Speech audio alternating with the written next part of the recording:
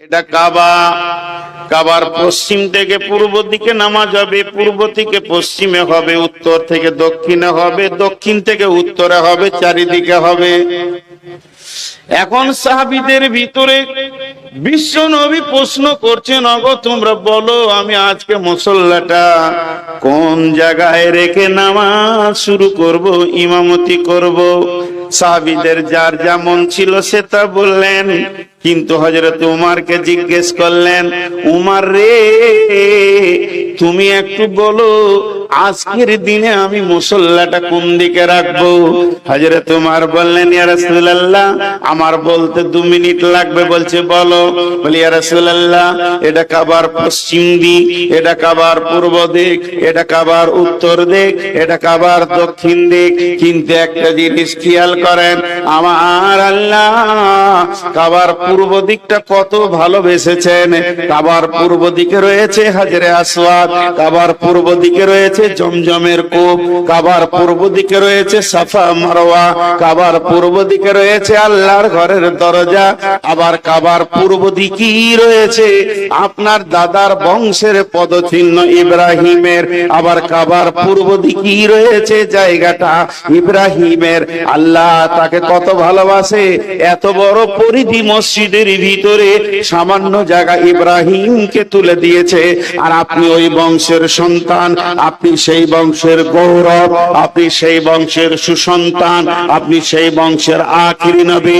আর হযরত ইব্রাহিম চোখের পানিতে কাবার তামির দিতে গিয়ে কেঁদে বলেছিলেন, সূরা বাকারায় আছে, আয়াত মুখস্থ নাই ভাই, সূরা বাকারায় আল্লাহ বলেছেন হযরত ইব্রাহিম 3খানা দোয়া করেছিলেন, তার মধ্যে একটা দোয়া ছিল আমার ইসমাইলের বংশধরের প্রতীক চিহ্ন যেন পৃথিবী থেকে নিশ্চিহ্ন না হয়ে যায়, ইসমাইলকে যেন আল্লাহ কায়েম রাখো, আমার ইসমাইলের নাম যেন কিয়ামত পর্যন্ত থাকে।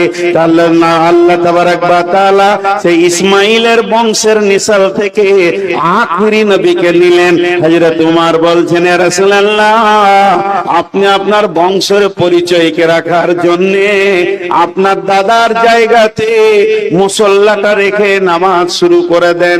হযরত উমরের কথাটা যেই বলা শেষ হলো, জিবরাইল আমিন এসে বিশ্ব নবীকে বলে দিলেন, ওয়াত্তাখাযু মিন মাকামি ইব্রাহিম মুসাল্লা।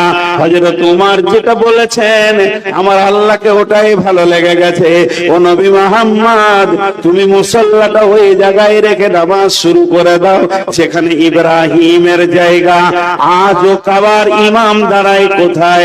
মাকামে ইব্রাহিমে দাঁড়ায়। আজও ইমাম সেখানে নামাজ পড়ায়।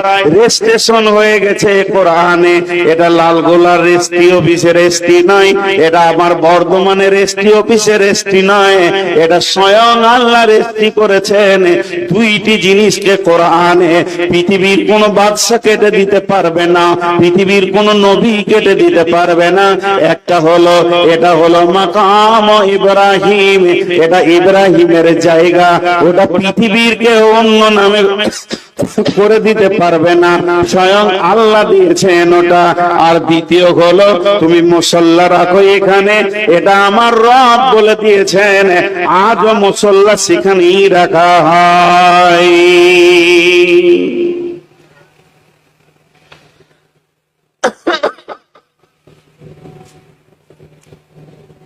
আজও রাখা হয়।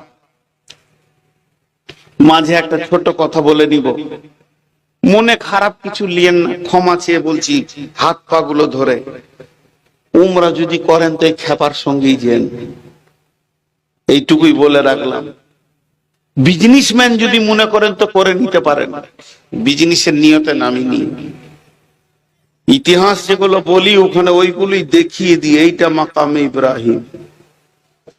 তো যাই হোক, যে কথা আপনাদের সামনে বলছিলাম, তা আল্লাহ আবার ওইটার কথা কোরআনে তুলে কি বললেন?